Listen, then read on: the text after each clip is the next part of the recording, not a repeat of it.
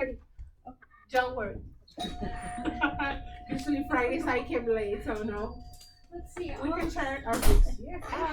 You know what? I want you to be able to see The video. this, Pam. So maybe we can make room for you.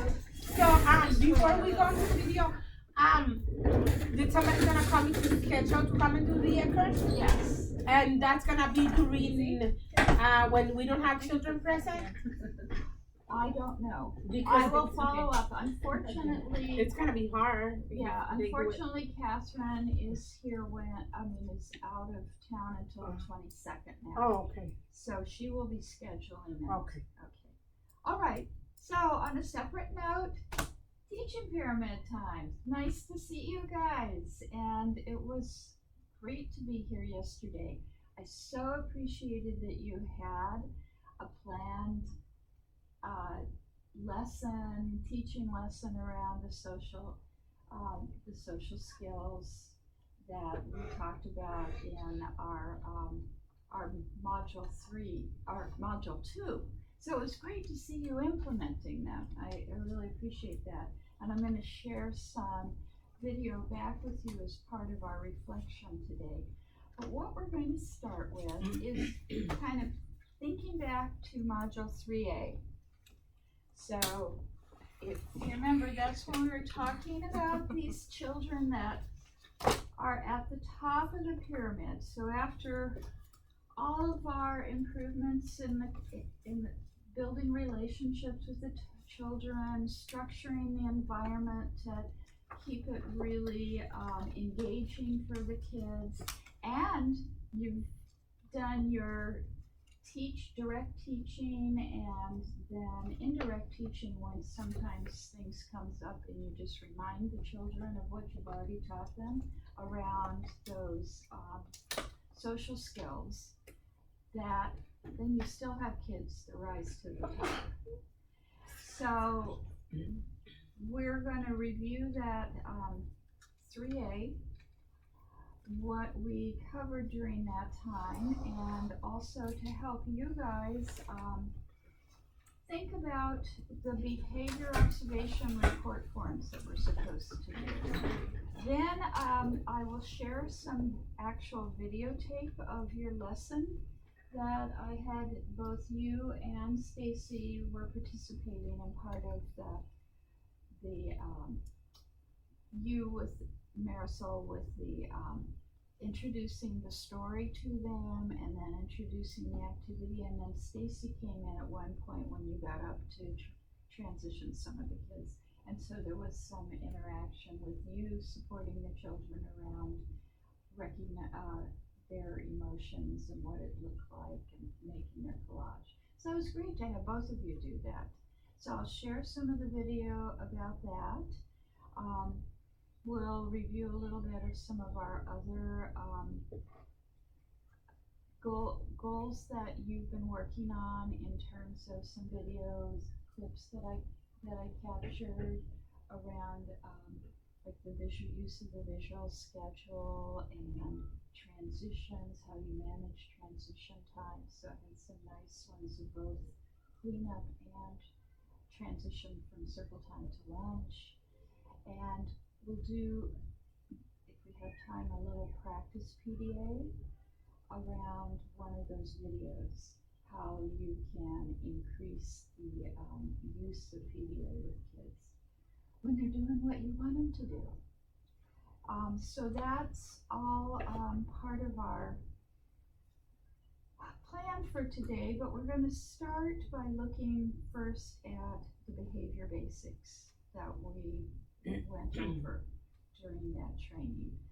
And I don't know if you can remember back to that. It was some weeks ago, but it was particularly looking at, these kids on the top of the pyramid, how to structure what interventions we need to apply in the classroom for the kids that don't have it, their behavior doesn't seem to get better no matter what you do. Because you have a lot of kids that have really made changes Yes, over the yes, course of the year. yeah. Yeah, and I think that's really great. I think there's maybe one or two that are there's still a lot of support they need, and so looking at something else. So do you remember your behavior? I would like to let you know that we have two children. One is receiving the youth therapy, so that's Good. some part of that Okay. implementing a plan and helping by the Good. families and mental health consultant observation. And the other one is in process, like they're meeting with the Good. youth program to see if they can get some family therapy. So just a reminder that the description of behavior, challenging behavior, is for those kids who, even after you've done all of the classroom-wide supports and you've introduced the teaching of social skills, there's still stuff happening. We move to see what you can do in the classroom at the same time that they're getting support from outside services. So it's great that you've done referrals and that's in the works already, and maybe that will help diminish some of the behavior, but it oftentimes doesn't make it all go away. You have to, because they've kind of not caught on when you were teaching. So these behavior observation reports are for us to use to really fine tune how we can support those individual kids in a more structured way. And so we'll go over these in a few minutes. But so essentially, the definition of challenging behavior is their behavior interferes in learning and social relationships. So that is sort of based on the clinical definition of kids who have criteria for getting services under social emotional disability. And some of the kids may not actually rise to that, and so some of the interventions that are being provided by outside agencies may be more generally targeted. They're not really something the district is necessarily providing. But that's the highest level clinical definition under IDEA for us too. And of course, we cannot focus specifically on those children in this conversation because I don't have permission to talk about that parent's child. And just like all the forms you have to sign when you do the referral and that sort of thing. But what we're gonna do is look at incidents that occur with different kids and how you can use the behavior observation report to begin to identify what are the triggers that cause the behavior.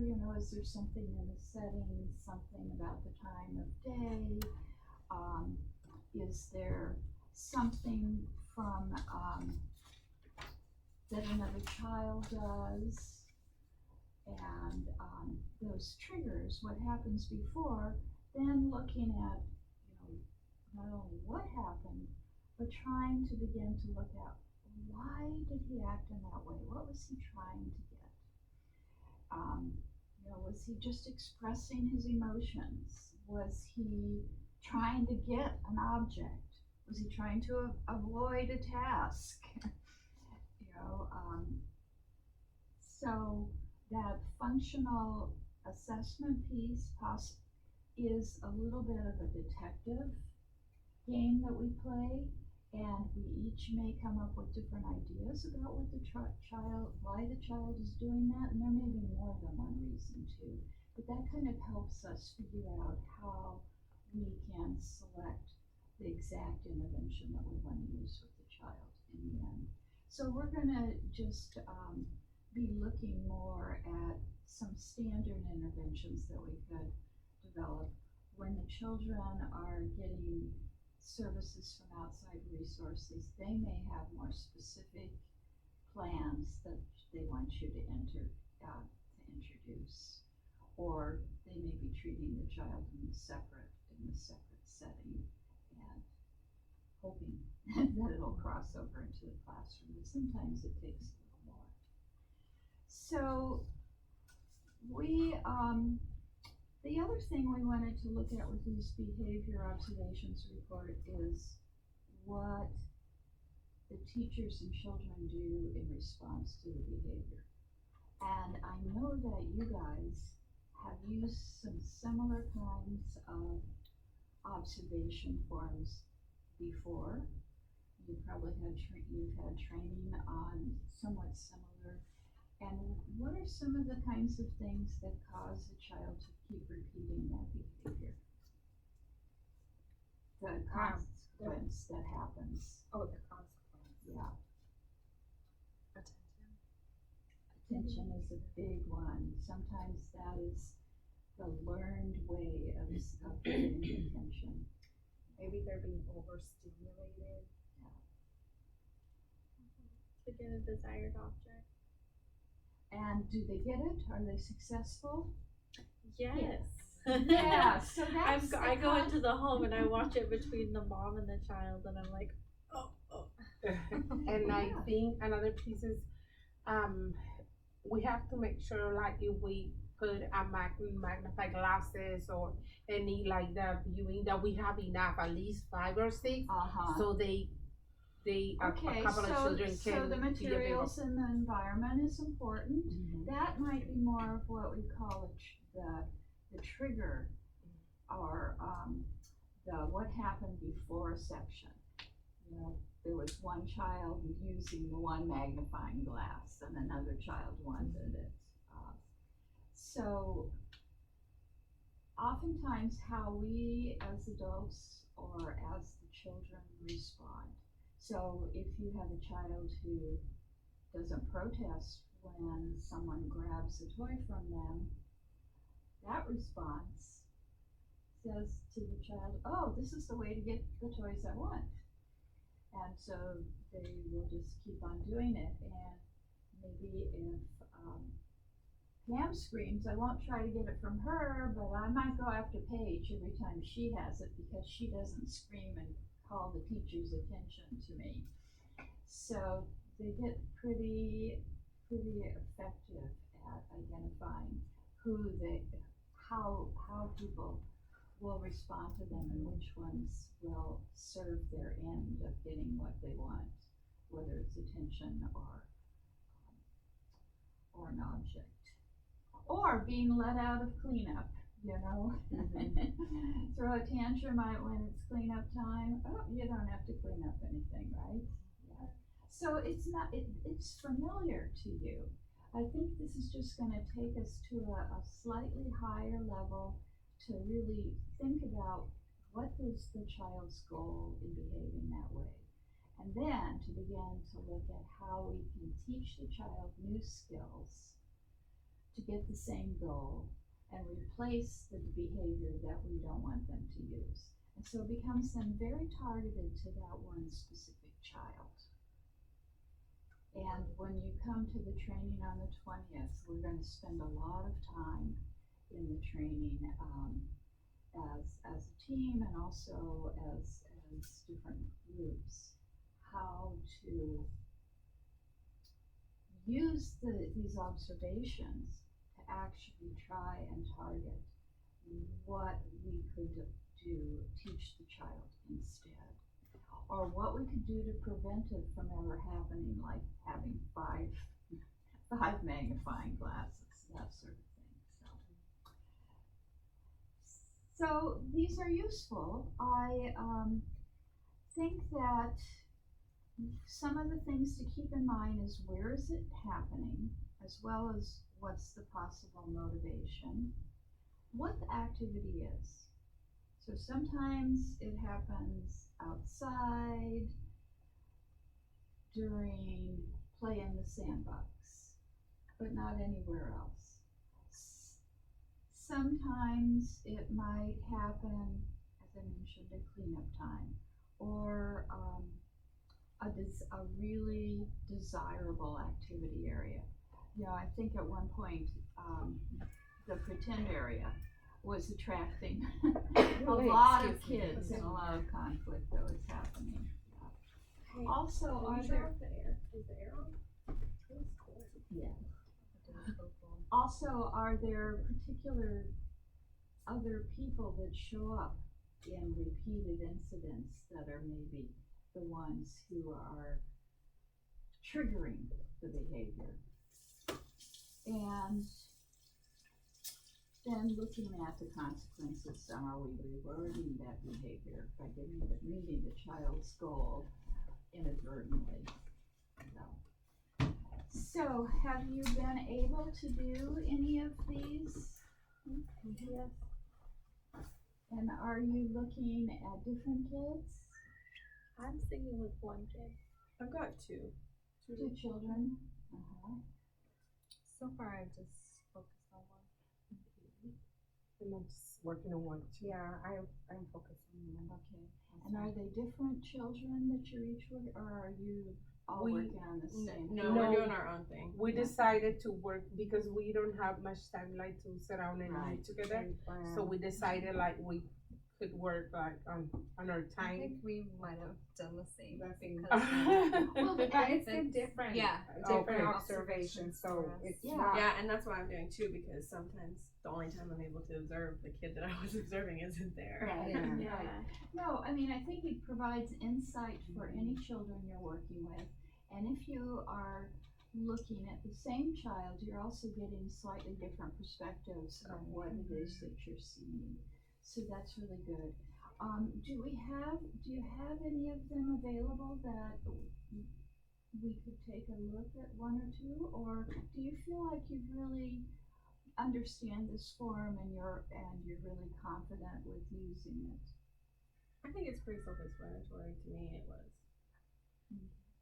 I'm just like working on that at home, so I if they're not apologize, with, I Oh, did that's leave okay. my notes at home. yeah. It's That's when we the can. only time That's when I we have can it. work. Like Yeah. I put everything on the bag and Oh, say, I When know. I grabbed everything, I said I found my handbag. I have one. You want me to grab it? Yeah, that would be great. And I just wanted to refer you to Good job, Paige. This Well, I was- have the files here. this was a handout we reviewed Uh-huh. during 3A. It's in the 3A right before the boards. But it's just some samples where they're, trying to clarify what you want to focus on in beforehand, what's important to record. And of course, this form has some check boxes where you don't have to write the activity, you can just check the activity or the location of where it was there. You don't have to, you can spend your time writing exactly what the child said, what was exactly happening to the child before whatever they did happen. And this is what the child actually did that was challenging behavior that you would like to have the child develop a new skill to replace that behavior. And then this one, of course, is, we already talked about that. But especially to keep in mind, this is from the child's perspective. So the teacher says, okay, or the teacher just ignores him when he refuses to help and gets everybody else to help, but he gets to go outside with everybody else. Well, from the child's perspective, it's, I didn't have to help clean up before I went outside, So it's just a slightly different way of thinking about it. We often look at it from the point of view of sort of more everything that happened, what the adult did and that sort of thing, but we want to really try and look at it through the child's eyes. What am I getting out of this result? Yeah. Okay, so you have one to share with us. Yeah. So what happened before from the child's perspective? So I put the initials are JF. So Jay was playing with a felt book, and he told his father he wanted to sing on the microphone, and he wanted the microphone turned up louder. So, to describe what the behavior of Jay was like was Jay pinched his father's arms, scratched, then slapped his hand while looking at his face. Kind of, it was almost as if he was seeing what his father's reaction would be as he was doing these things, because it escalated. So it started off with a pinch, nothing, then a slap. Then what happened immediately after, Jay's father smiled and said, "No, Papa," and brushed hand on Jay's cheek. And then the mother turned on the microphone. Okay. And so this is why I've been focusing on this child. To kind of get a better idea of, what his triggers are and kind of the way that he's trying to seek parents' attention. And one thing that I have noted is that Jay has a new baby brother. Oh, okay. So I think a lot of it is attention seeking. It could be attention, but it also seemed like he wanted the microphone. Yeah, he wanted it louder. Yeah. So the felt book that he was playing with, did it have any connection to the microphone, or that was a totally separate activity. We were playing with the felt book, and then he got up and was like, "I canta," Okay. Mm-hmm. I want to sing. So it was a quick change of a focus for him. Yeah, and he does that. Uh-huh. He does that. He changes his focus on activities really swiftly. He goes from one activity to the iPad to singing to wanting to play on his drum set. And how old is he? Say no years serving. He's a toddler. He is let's see, his birthday was, he just turned 3 years old. Okay. He's a baby. Yeah, but he could be in the preschool He classroom. could be in a preschool My baby classroom. don't act like that. I mean, Yeah. that developmentally, that's certainly something you see with younger 2-year-olds. Mm-hmm.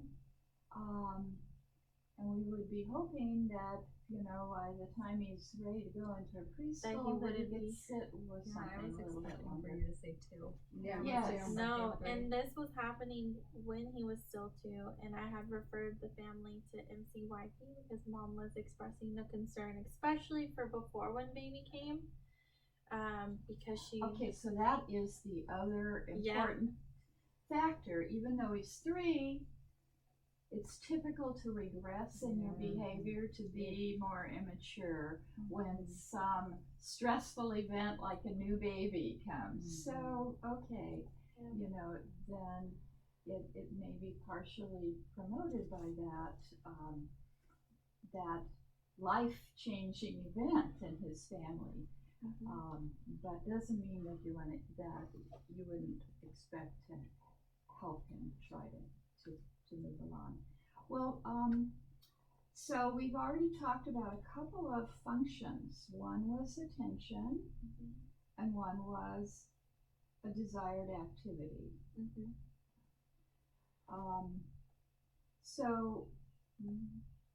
And he was reinforced by mom's going ahead after he scratched dad and slapped him and turning it on.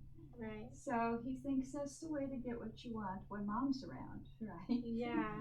Yeah. Apparently dad wasn't going to respond in the same way. He was going to deal with the incident. No, Poppy. Yeah. They both handled it differently, and that was the first time that I've ever seen dad at the home visit. Typically dad isn't there.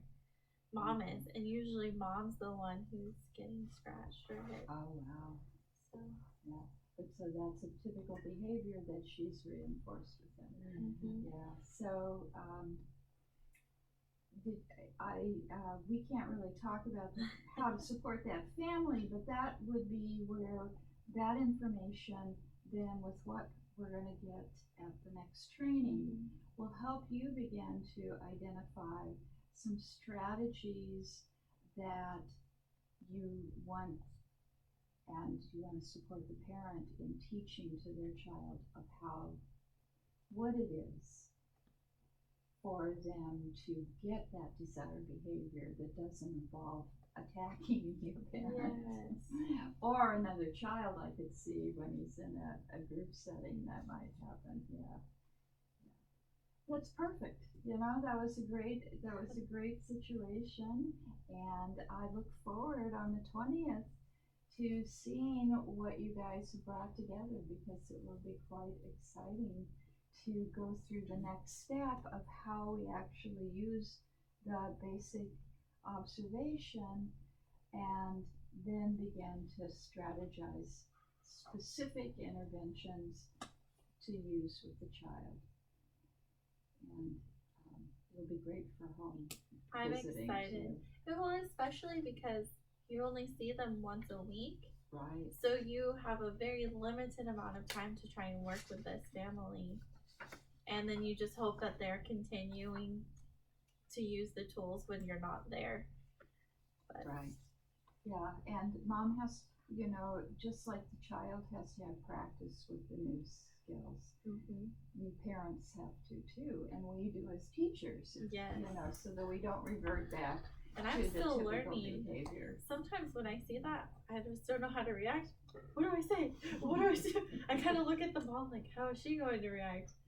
And you know what I mean? As a teacher, I don't know what's acceptable. Remember the principle about direct teaching is most effective when you do it before the situation gets out of control and the child has flipped his lid and isn't functional anymore. It's sort of the same with adults, that in the moment you can't be effective at teaching a new skill, but once you have another time to come back and visit and just talk, you've decided, well, this is something that we want to teach the children or a parent about how to get along together, how to be friends, how to share, those kinds of things.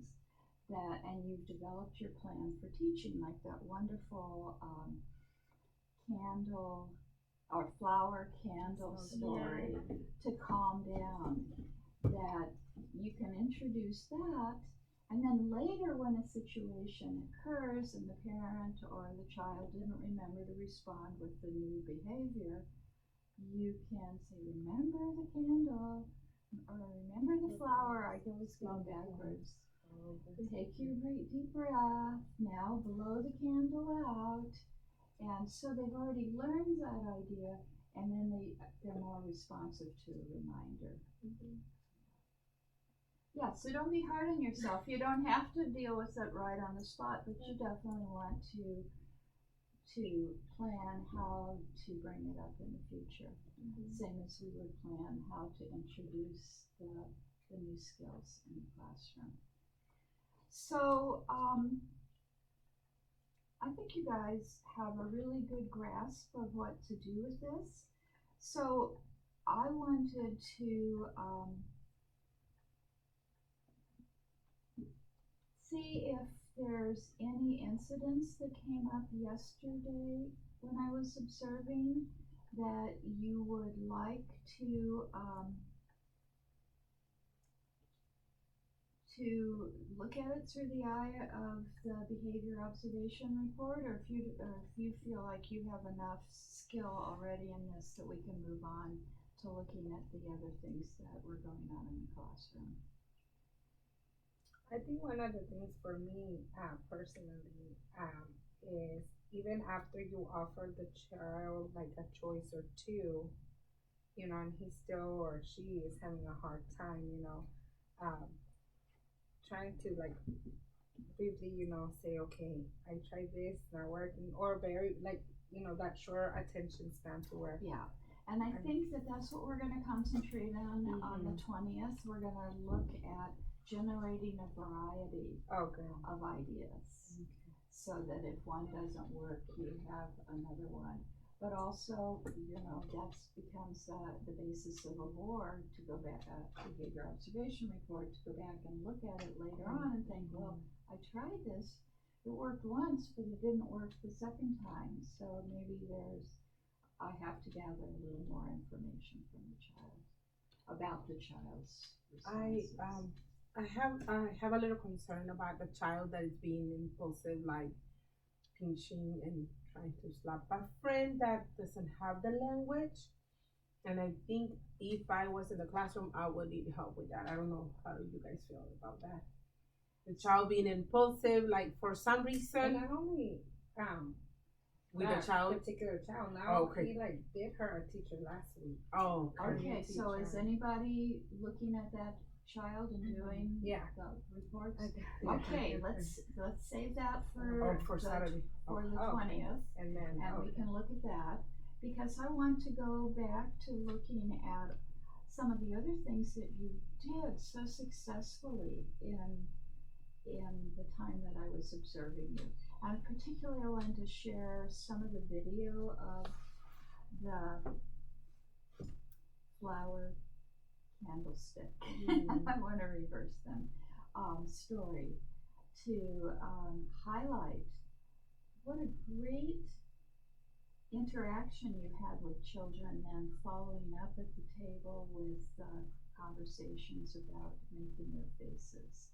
And I was particularly, there were some kids who really understood what was the goal of that video, and now I've lost it, right? Turn off the light. Yeah. So I'm going to show you I'm trying to fix it one way or the other one. a couple of clips.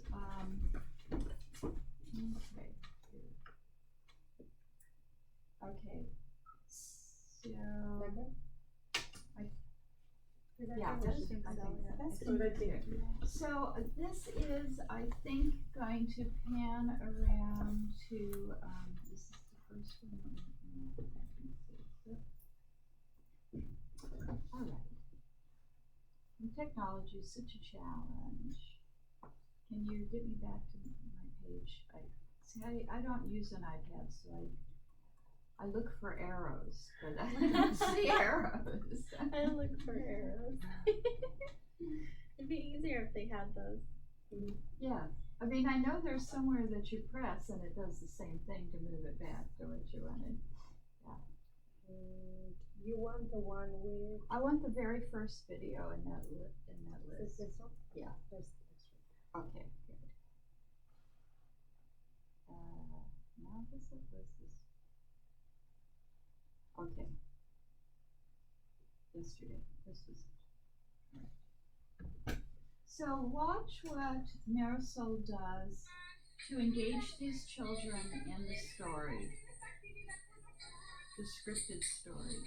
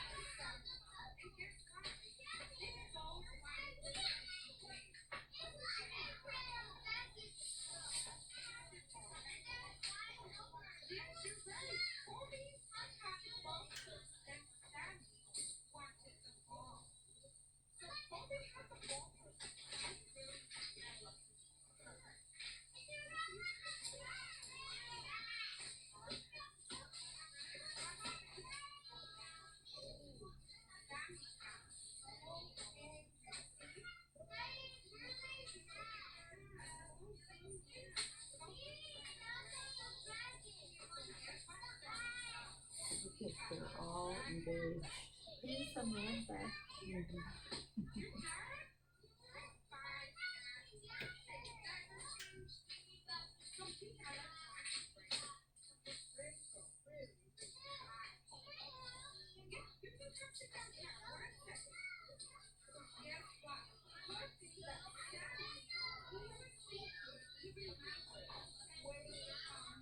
I particularly watch the boys how they're responding.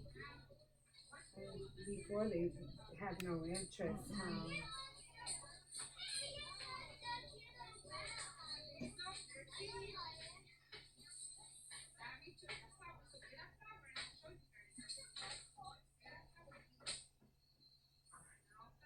It's acting it out.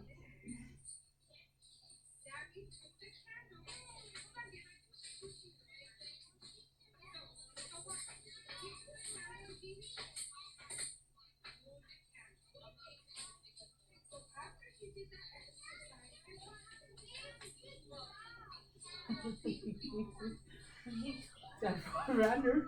That was so good. Yeah, so first of all, what did Marisol do to draw them into the story and help them understand it?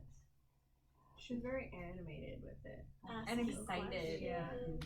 Using the children's name on the story that you were using Oh. children's name on the story. No, I was No. actually using their names. Their names. I figured okay. if I used children's names, I would be like, I'm in trouble. Uh-huh. kind of thing. So I just kind of used the characters.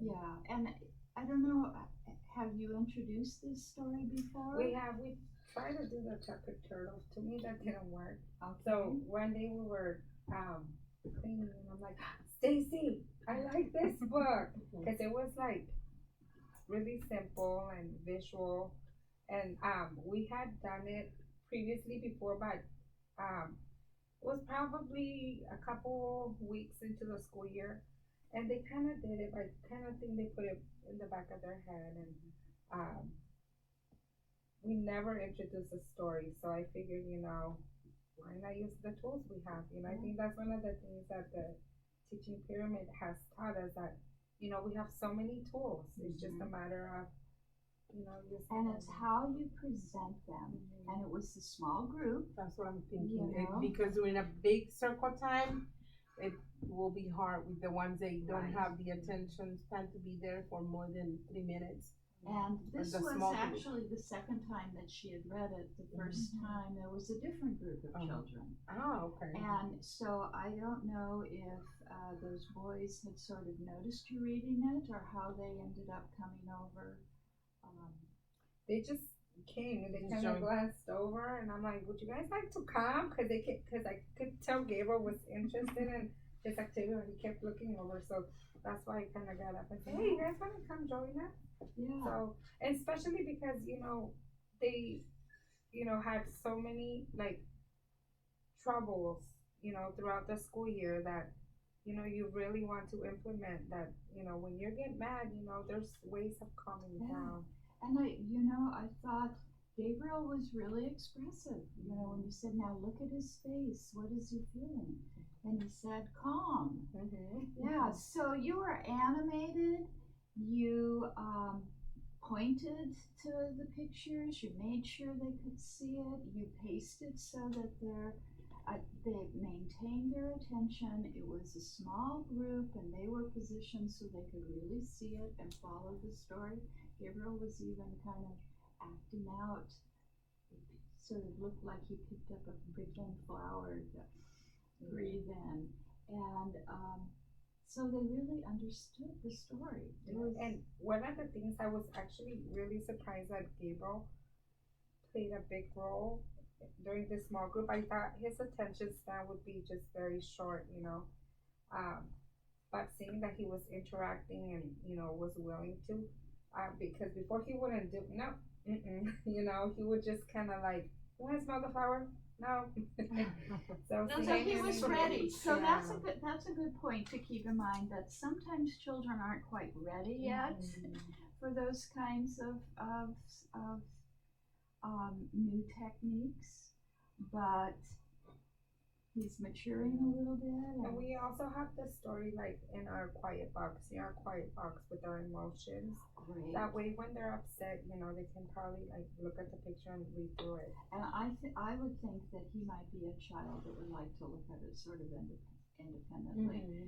And it's not like, Gabriel, you need to do this now. Right. It was an interesting story, and it had a lesson for him that he could apply to himself. Right. But it was not sort of, you better do this. Right. Yeah. Right. Yeah. It was perfect. It was a great example of indirect.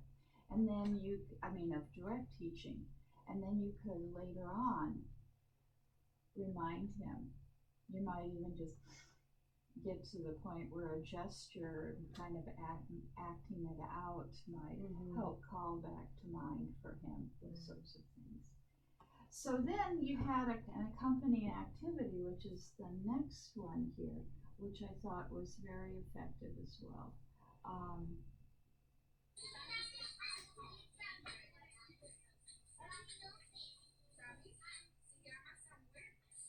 So that's what I thought you were using her.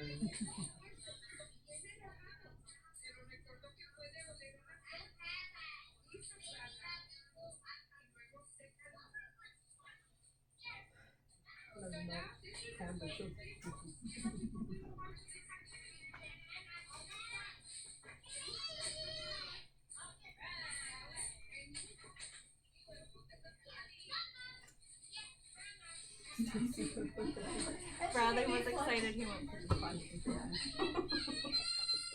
And Marisol could be flexible and give some PDA to somebody that had another interest.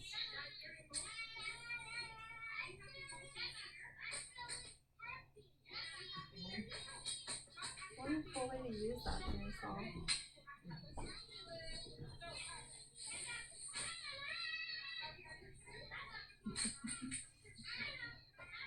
Well, Sammy is just so cute.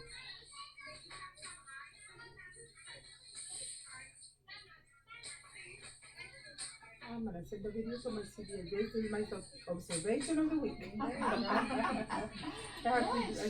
I do. Yes, I do observation on the classroom once per week. So That's great. it's a really good observation. It is, and it really extended the learning, and extended the learning to them, for them thinking about their own emotions. And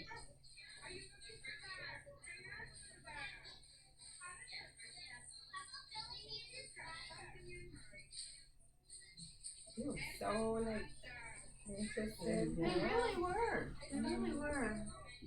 And those two boys stayed there for a long time. And Deacon wasn't so much talkative, but he would like make eye contact with me. So that's how I kind of knew, you know, I had his focus. Are you gonna post this in the classroom? Yeah.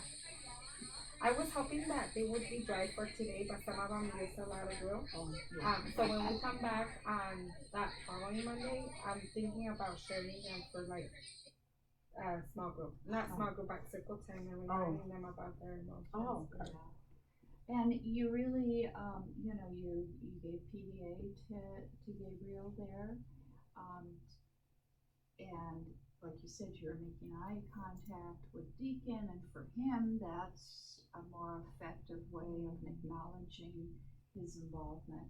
So it was quite effective. And then Stacy came over, and I think it's the last one here. Because,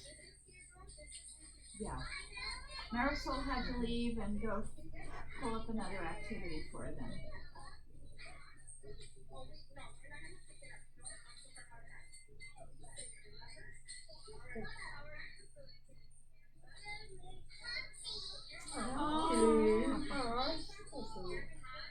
She always was like, I'm happy I'm at school. She's so cute.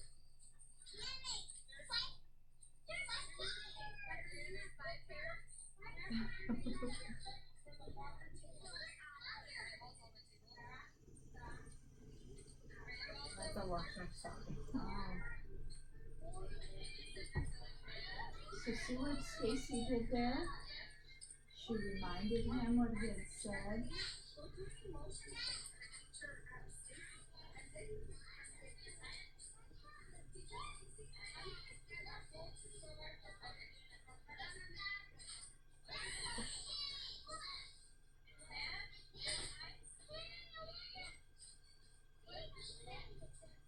Aw, you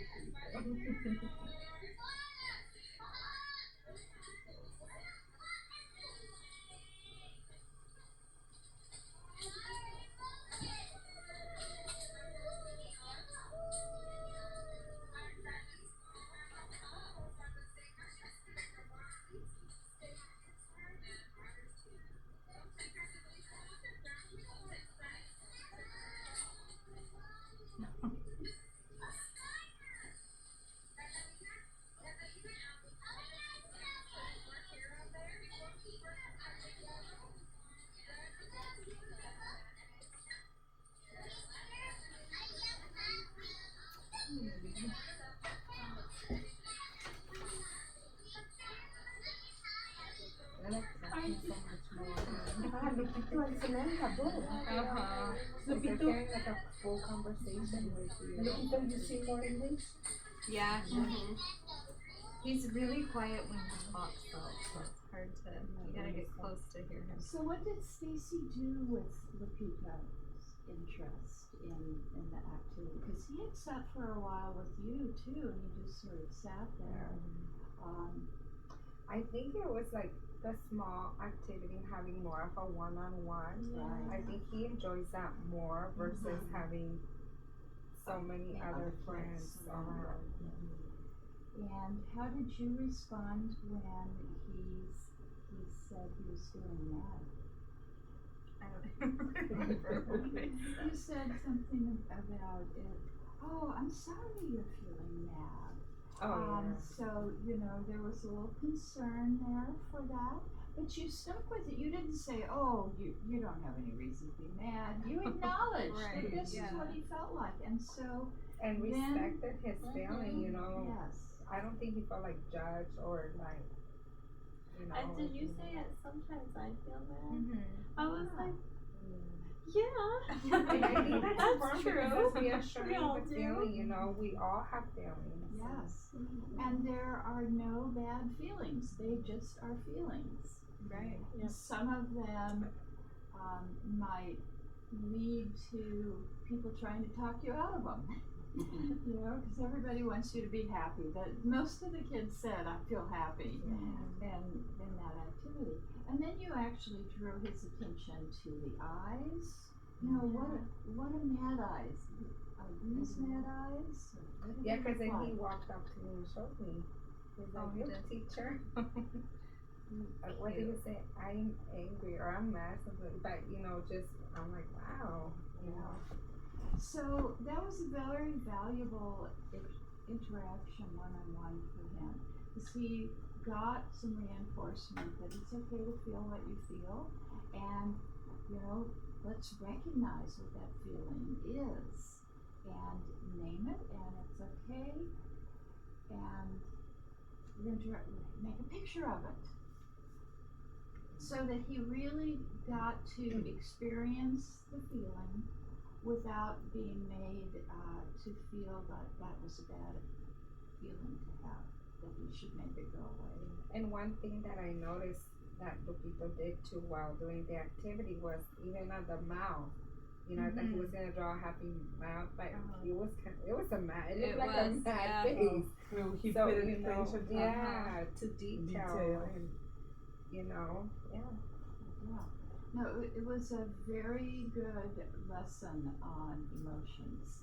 It really tied in, and the book looked at emotions a little bit differently, how you could manage those strong emotions, and then this activity allowed for the kids to recognize their emotions and give physical attributes to it so that they could begin to read emotions of other people too.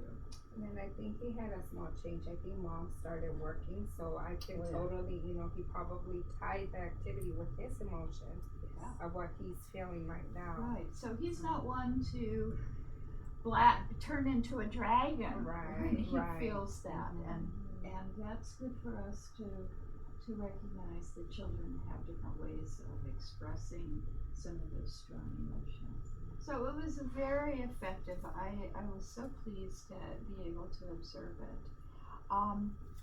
So we've looked at the boars. We have seen an example of how you're using social emotional direct teaching and the effect it's having on the children. So the last time I was here, you were starting to focus particularly on friendship skills. Are you seeing changes in the behavior of the class in terms of this issue of the friends? I mean, this teaching the emotional literacy was going on at that time too, but not the managing of the emotions. So I don't know if you're seeing as much change with that right now. But definitely with the friendship skills, what is it looking like that's different in your classroom?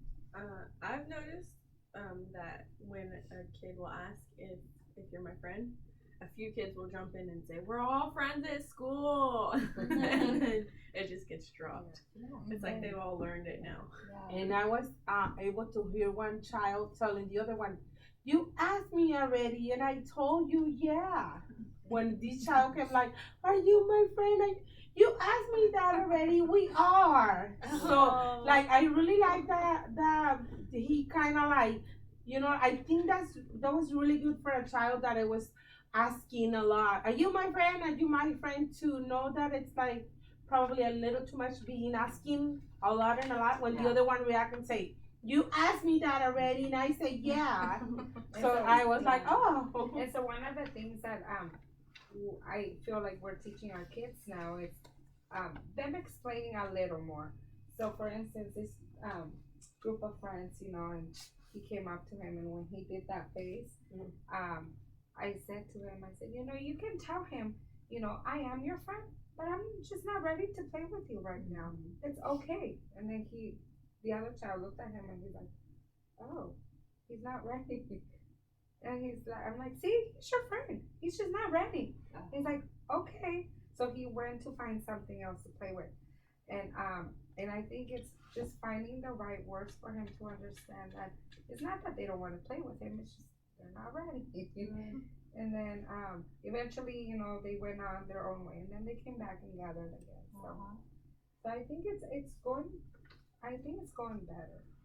And that makes the friendship more comfortable because it's not, I have to give up interacting with anybody else because he wants to monopolize all my time. He's learned to manage his desire for that friendship and let his friend go out and play with other kids for a while or do something on his own for a while. So very effective. So how do you think I want to say one thing for us. For the rest of the year, we're not going to add any new goals. We're just going to refine what we've been working on or what you've been working on. And I did see examples of using the visual schedule while I was here yesterday with one of the children, which had been one of the things you were talking about. We saw how effective the direct teaching of the social skills can be. And how about PDA? Are you finding that it's coming more naturally to you? Yeah, I think so, because I like really paid attention sometimes when the kids, especially when they're in conflict, that, you know, instead of saying something negative and you're upset, how about we find something else to play? You know, just a positive guidance, and you're not making it worse. I feel that sometimes when, you know, if I didn't have these skills, I'd probably be not teaching them much. And now it's like, okay, he's upset, rather than, you know, being explosive with him. I can, you know, kind of, "Oh, you're upset? Let's go find something. Oh, good job. See, there's so many things that you can do you know, within the class or especially outside. And With do the you bikes. find, that the explosive behavior is diminished because they're getting lots of PDA? I think so. I think so. Versus, you know, oh, good job. You know, now and they're doing it on their own. Oh my God, Ariani. I thought it was so cute the other day. So somebody wasn't being safe outside. I think they were going the wrong way. She's been on that. And so I said, oh, remember, follow the arrows. And then I said, good job. You know, you were being so safe. You followed the green arrows. Now you're not going to crash with anybody. So I think it was Kelly, she said too. She's like, oh, remember to follow the green arrows. So they went around and she's like, good job. You followed the green arrows. You are being safe. So, you know, it's just a repetition. And like, you know, they versus yelling at each other. Now I think they're being a little more kind to each other, or if not, a lot more to each other. And the other goal that you had mentioned was establishing clear teacher expectations, stating expectations positively and specifically. And I saw, especially around the 3 transitions that I observed yesterday, that each one of them, there was some clear expectations stated about what we're going to do next, starting with going in, and we're going to walk in, and we're going to put our jackets away, and we're going to wash our hands, and then we're going to play. And the same with the cleanup transition and the transition to lunch. That transition to lunch was so smooth. The children really know the routine, and they're performing it very independently, and it was very effective. So all 3 transitions I observed were really effective.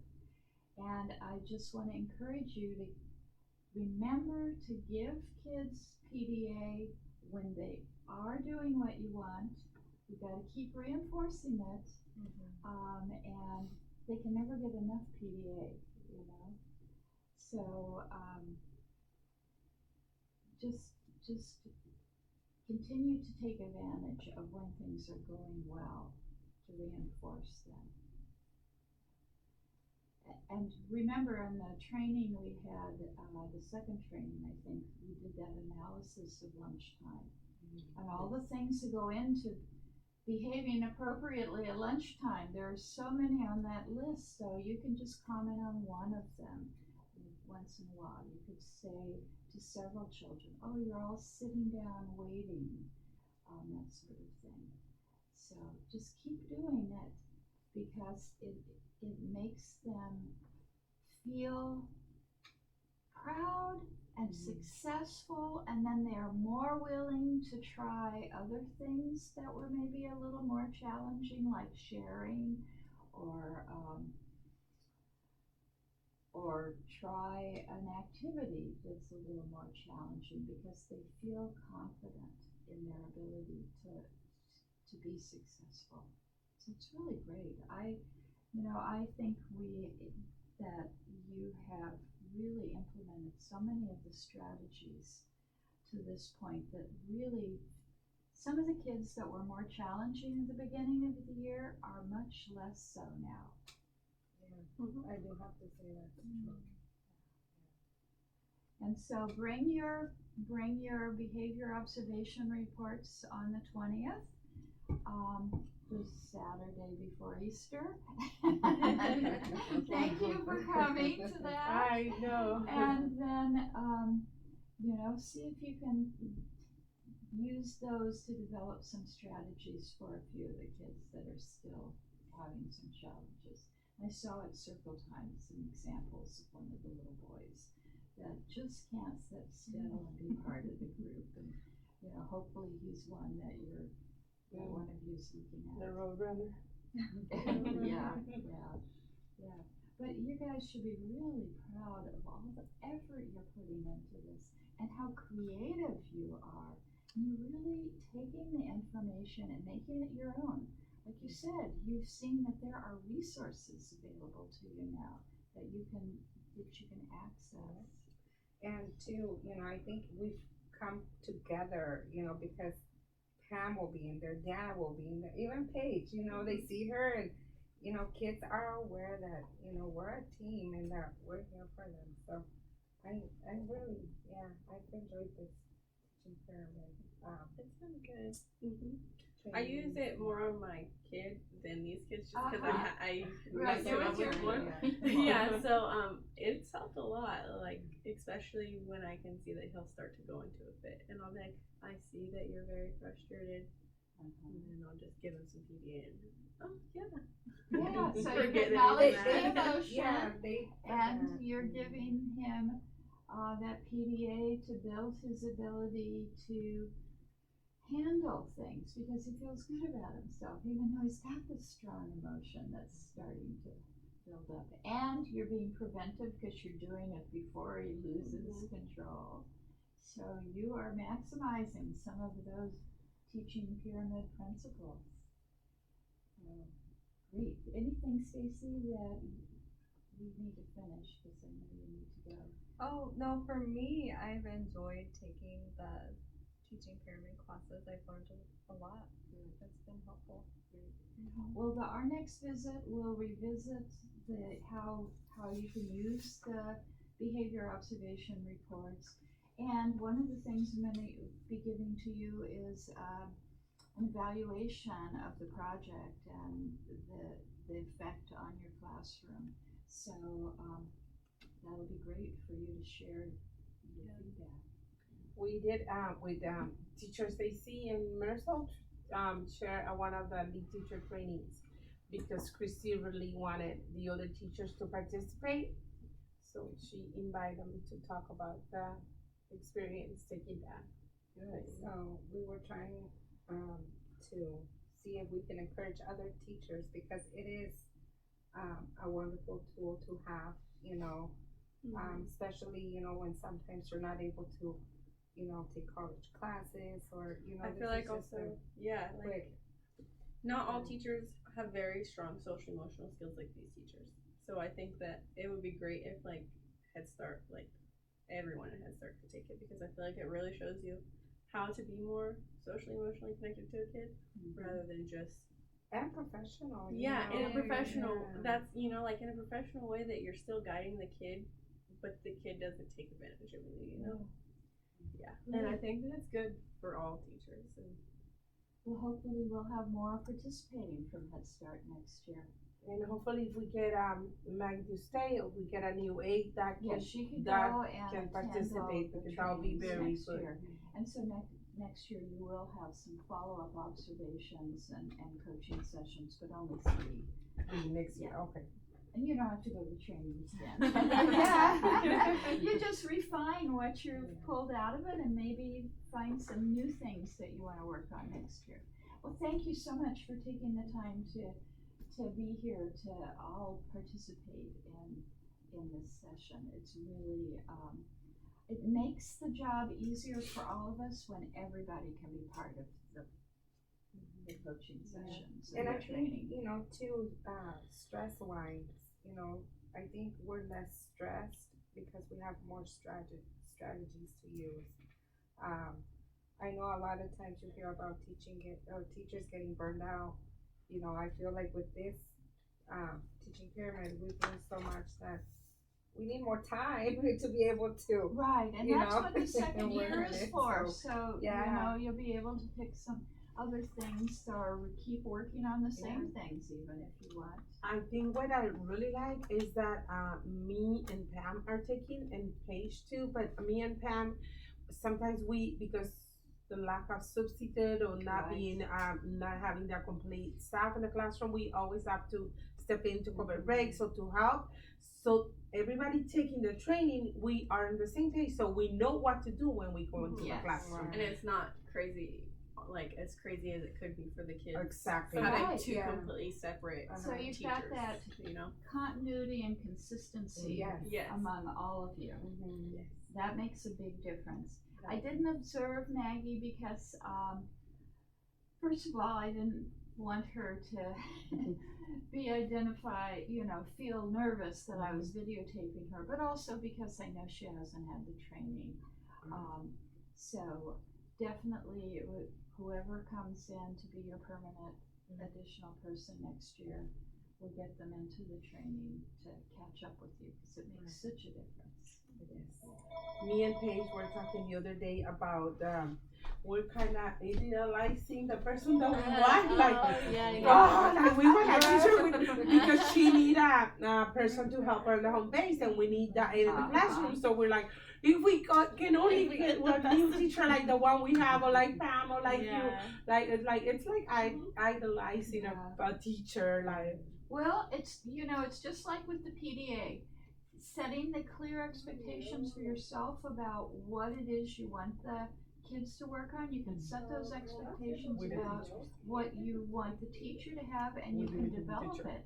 You can develop it. You can give her PDA or him PDA if you see some of that, and if you don't, then you will develop some direct teaching of some of those skills. We have that conversation the other day, right?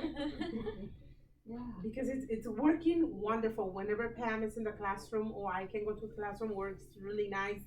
We know what to do. We look at each other. We don't have to even talk. Just like see something, and we do I kind of missed you guys in the classroom yesterday. You weren't there, but you were cooking.